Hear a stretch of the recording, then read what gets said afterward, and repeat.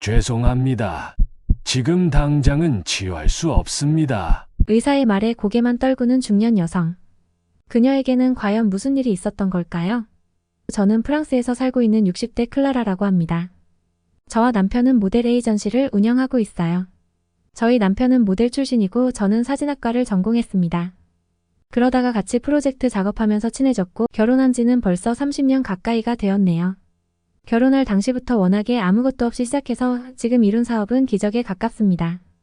지금은 이 업계에서도 알아주는 중견 모델 에이전시로 성장했죠.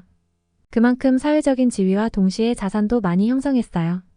다른 사람들은 이제 나이도 들었고 하니 전문 경영인에게 경영권을 넘기라고 했지만 저희가 20년간 해왔던 일을 전문 경영인에게 떠넘기기보다는 아직은 우리의 감을 믿고 조금 더 일을 하려고 했어요.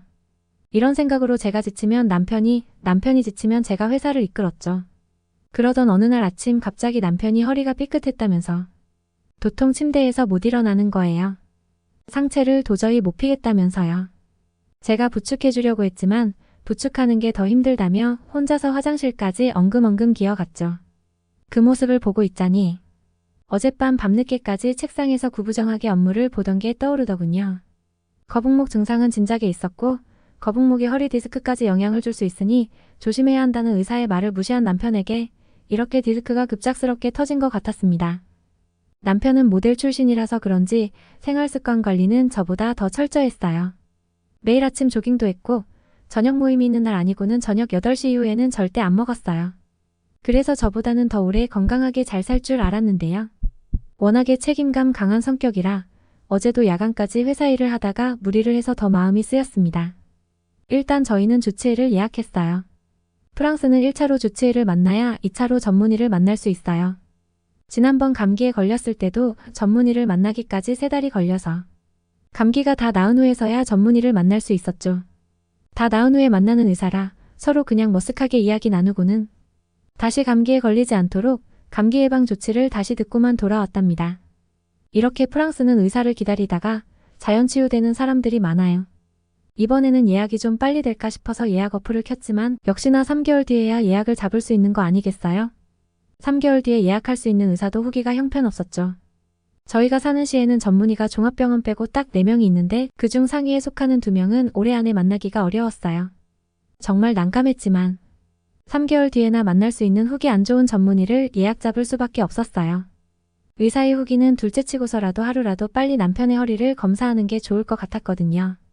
그렇게 예약만 잡아놓고 저는 남편의 허리를 찜질을 해주고 근육통 연고를 발라줄 수밖에 없었습니다. 프랑스 정부가 사회보호계층이 받는 진료는 거의 100%가 환급되고 회계질환이나 암 등의 고비용 질환도 자가부담이 거의 들지 않는다는 장점은 가지고 있지만 정부가 이런 재정을 모두 부담하니 재정적 부담의 이유로 의사 정원을 늘리지 않고 있어요. 이렇게 의사 수가 부족해지면서 그건 바로 시민들의 불편함으로 이어지고 있죠. 그렇게 예약만 간신히 잡아놓고 책임감 강한 남편은 허리가 그나마 괜찮아졌을 때 밀린 업무를 진행하기 위해 다시 출근했어요. 그날은 평소 동양인 모델 5명 중 쇼무대에 오를 2명의 모델을 선정하는 중요한 날이기도 했지요. 남편이 사무실에 도착해서 복도를 걸어오다가 닫히는 엘리베이터를 잡겠다고 갑작스럽게 몸을 돌렸는데 허리가 또 삐끗하고 말았죠. 엘리베이터에 타고 있던 동양인 모델이 괜찮냐고 하며 부축했지만 다시 도진 허리병이 괜찮을 리가 없었죠. 남편은 할 수 없이 그 동양인 모델의 부축을 받고 본인의 방으로 들어올 수 있었어요. 그 동양인 모델은 프랑스의 의료 시스템을 이미 알고 있던 터라 프랑스 병원은 느리니까 그냥 아픈 거를 참지 말고 한국에 다녀오라고 하더군요. 알고 보니 그 모델이 한국인 모델이었어요. 너무 아파하는 남편은 굳이 멀리 한국까지 갈 필요는 없다며 그 한국인 모델의 말을 무시했습니다. 동양인 모델을 선정하는 것에 아까 그 남편을 부축해준 한국인 모델이 뽑혔어요. 남편을 도와줘서 뽑힌 거는 아니고요. 그녀의 피부톤이나 눈빛 그리고 몸 전체 비율이 다른 동양인 모델에 비해 월등히 좋았어요. 그녀가 속해 있던 한국 에이전시에 그녀가 선발되었다고 메일을 보내니 그 에이전시에서 한국에 들어와서 계약을 하자는 거 아니겠어요? 모든 경비를 부담한다면서요. 이번을 계기로 본인들의 모델들을 모두 보여주고 싶은 의지를 드러내더라고요. 신생 에이전시인 그들에게는 프랑스에서 20년간 뿌리 내리고 있는 저희 에이전시와의 거래를 큰 기회로 느끼고 있는 듯 했어요. 저희도 아시아 쪽 주로 일본이나 중국인들과 작업을 많이 진행했었지만 유럽 전체에 불고 있는 K열풍에 맞춰서 한국 에이전시와 연결되고 싶은 마음이 있었거든요. 이번을 계기로 저희와 그 한국 에이전시 서로가 윈윈할 수 있는 좋은 기회일 것 같았습니다. 디스크의 아슬아슬한 남편은 복대를 차고서라도 한국에 꼭 갈 거라며 따라왔습니다. 오랜 비행시간에 혹시나 잘못될까봐 저와 다른 팀장이 갔다 오려고 했는데 저희 남편이 한국행을 포기할 리 없지요. 모든 트렌디한 문화는 다 경험해보고 싶은 남편은 유럽에 불고 있는 한국 문화를 너무 좋아했습니다.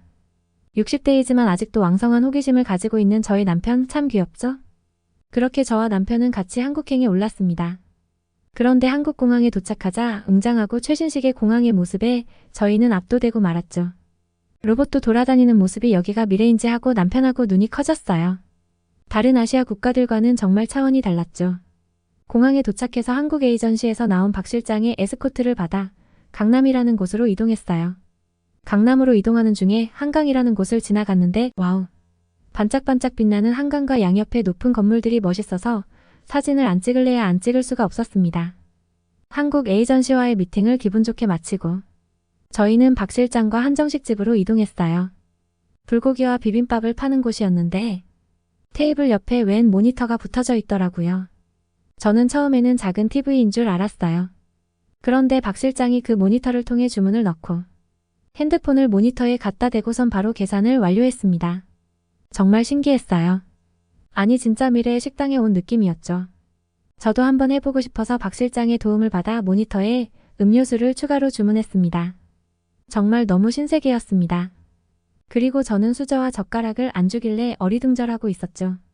혹시 인도처럼 손으로 먹는 미개한 나라는 아니겠지 하고 의심을 하다가 그런 저를 보고선 박 실장이 테이블 아래를 서랍처럼 여는 거 아니겠어요? 테이블 아래 서랍이 열리면서 수저통이 나오더군요. 냅킨도 거기에 있었어요.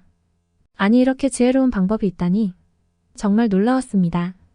테이블 위에 수저통과 냅킨이 없으니 테이블 공간을 넉넉하게 활용할 수 있어 이런 작은 지혜로움이 좋았습니다.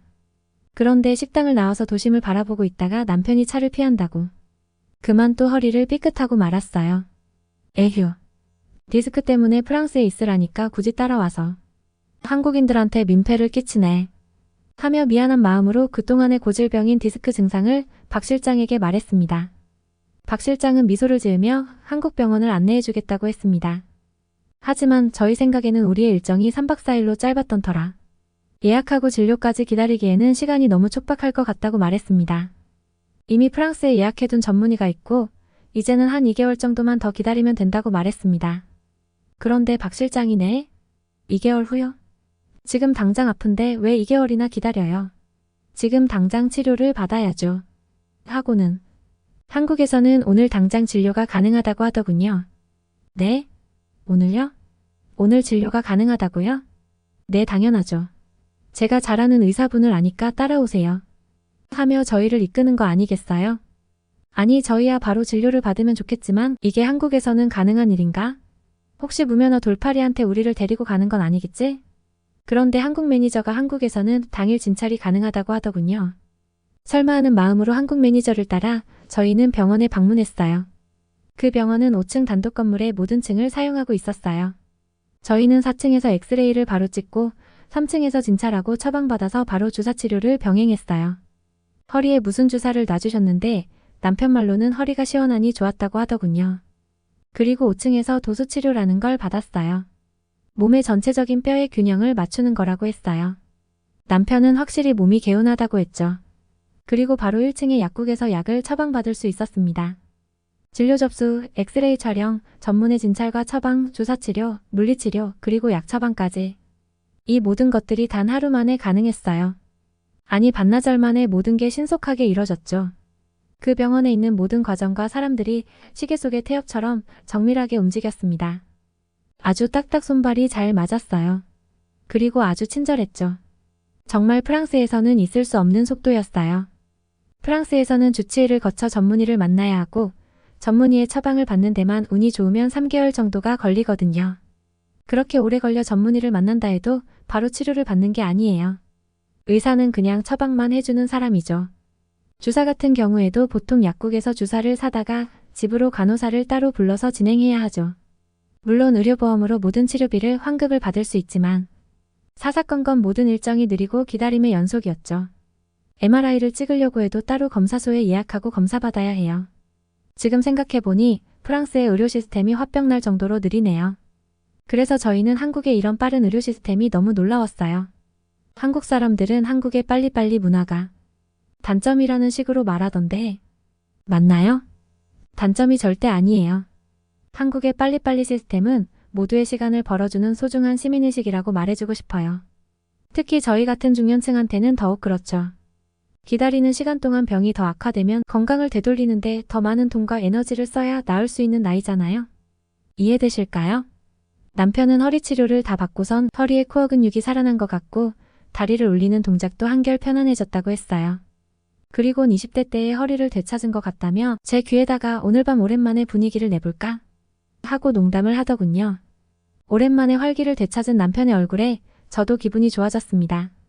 한국의 의료 서비스는 프랑스뿐만 아니라 전 세계의 어떤 의료 서비스와 비교하더라도 속도나 정확도가 높은 것 같아요. 그리고 이런 의료 서비스를 받고 있는 한국의 국민들이 정말 부러워지네요. 저희는 박 실장과 헤어지고 나서 한국 시내를 좀 더 자유롭게 구경하다가 숙소로 이동하기로 했어요. 늘 항상 호기심 가득한 저희 남편이 얌전히 호텔로 들어갈 리는 없었죠. 허리도 좋아졌겠다. 저희는 서울 나들이를 나가기로 했어요. 한국 시내를 좀 더 자유롭게 구경하다가 숙소로 이동하기로 했어요. 서울에서 패션으로 유명하다는 동대문 DDP에 가기로 했습니다. 바로 옆에 고궁도 구경하기로 하고 호기롭게 다녔죠. 저희는 한참을 돌아다니다가 커피숍에 들어갔습니다. 키오스크에 익숙하지 않은 저희는 직원의 도움을 받아 주문을 하고 자리에 앉았습니다. 여기 한국에서는 사람들이 키오스크를 자연스럽게 이용하더군요. 흥미로웠습니다. 저는 아메리카노를 시켰고 호기심 많은 저희 남편은 역시나 조리 퐁세이크 라떼라는 생소한 메뉴를 주문하더군요. 쉐이크 위에 갈색 과자들을 가득 뿌려놓은 음료였는데 식사 대용으로 먹어도 될 만큼 양이 많았습니다. 프랑스 커피숍에서도 음료의 종류가 다양하지만 한국이 좀 더 화려하고 기발한 음료들이 많은 느낌이었습니다. 음료를 주문하고 자리에 앉았는데 옆에 있는 학생이 노트북의 전원선을 커피숍의 콘센트에 꽂아서 쓰는 거 아니겠어요? 그 모습을 보고 저와 남편은 저 학생이 전기세 지불을 어떻게 하는지 보고 싶었습니다. 시간을 재는 건지 아니면 콘센트에 타이머가 설치되어 있는지 가만히 지켜보았죠. 그런데 노트북을 쓰던 학생이 그냥 아무런 요금을 지불하지 않고 나가는 거 아니겠어요? 어머 전기 도둑이다. 저희는 그 학생의 행동을 직원에게 말하려고 직원에게 갔습니다. 그랬더니 직원은 전기 이용료가 없다고 하는 거 아니겠어요? 네? 무료요? 전기가 무료라고요? 아까 와이파이도 무료라더니 전기도 무료라고요? 어떻게 그럴 수 있죠? 한국 분들에게 말하면 조금 부끄럽지만 저희 프랑스에서는 전기세가 엄청 비싸요. 정말 엄청요. 그래서 지난번에는 제빵사들이 프랑스의 국민빵인 바게트를 들고 이제 바게트를 못 굽는다. 고스인 피켓을 들고 일명 바게트 시위를 하기도 했습니다. 빵집의 전기요금이 10배 넘게 뛰면서 폐업하는 사례도 있는 게 지금의 실정입니다. 한 제빵사가 공개한 전기요금을 보면 1년 전 한 달 전기료가 400유로에서 현재 1,500유로로 대폭 올랐는데요. 이는 한국 돈으로 약 54만 원이었던 전기료가 200만 원으로 올랐다고 보시면 됩니다. 정말 엄청나죠? 프랑스 정부가 전기를 민영화한 뒤로 정말이지 하루가 다르게 오르는 게 전기료입니다. 이 때문에 프랑스에서는 전기요금이 비싸서 전기 라디에이터를 가스 라디에이터로 바꾸는 집이 많아졌습니다. 저희 집도 그렇고요. 이러다가 가스값이 폭등하면 나무를 떼다가 난방비를 보충할지도 모르겠습니다. 점점 시대를 퇴행하는 느낌이 들어 그저 씁쓸할 뿐입니다. 그런데 한국에서는 이런 커피숍에서도 전기를 무료로 사용할 수 있다니 정말 놀라운 뿐입니다. 이것 역시나 한국인들은 일상적인 일이라 체감이 안 되시겠죠? 저희는 한국의 짧은 일정을 마치고 프랑스로 돌아갔습니다. 저희 부부는 둘 다 한국의 의료 시스템이랑 한국의 전기가 정말 그리울 것 같습니다. 다음에 출장으로 한국에 또 오고 싶어서라도 한국 에이전시와 진행하는 프로젝트를 성공적으로 진행해 볼 생각입니다. 그럼 한국 분들도 몸 건강하시길 기도하겠습니다.